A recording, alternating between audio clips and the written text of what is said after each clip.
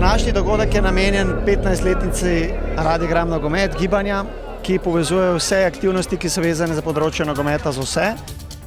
Naša naloga tudi v prihodnje je, da razvijemo to blagovno znamko, da vsakemu otroku damo možnost, da se lahko ukvarja z nogometom, da mu približamo to nogometno igro na lep in zabaven način.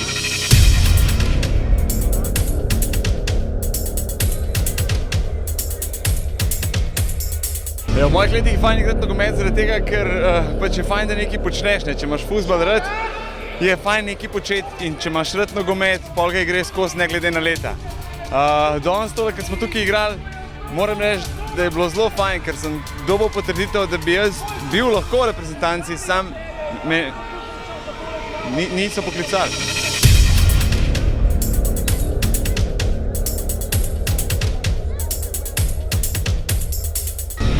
Sem Nika Pintarič, prihajam iz ženskega kluba Krim, nogometnega.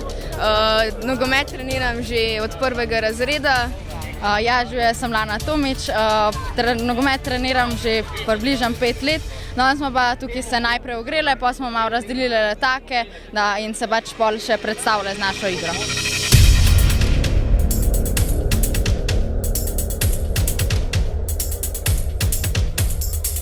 Našo slovensko nogometno ekipo specialne olimpijade je sestavljalo 8 nogometašev iz vse Slovenije. Spremljala sva jih trener Franc Forstner in pa Suzana Bohorč. Specialna olimpijada je potekala med kvalifikacijami in polfinali in finalom. Ja, te težke tekme so bile, ja.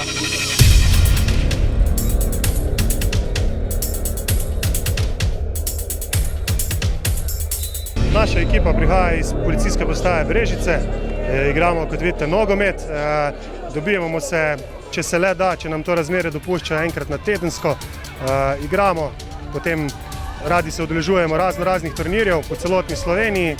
Lansko leto oktobra smo igrali na svetovnem policijskem turnirju na Nizozemskem, tam z tega turnirja se je udeležilo 192 ekip iz celotnega sveta.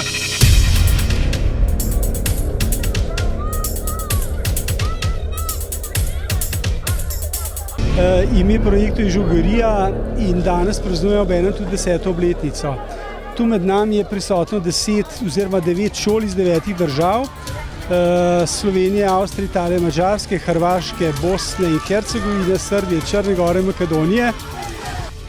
Naj se igrajo nogomet, igre, žogo, tudi ostali šport, ampak kolektivna igra ima poseben namen, ker je kolektivna igra. Ker se moramo podrejati kolektivu, ker mora včasih prevzeti vodilno vlogo. Skratka, eden ne pomeni nič.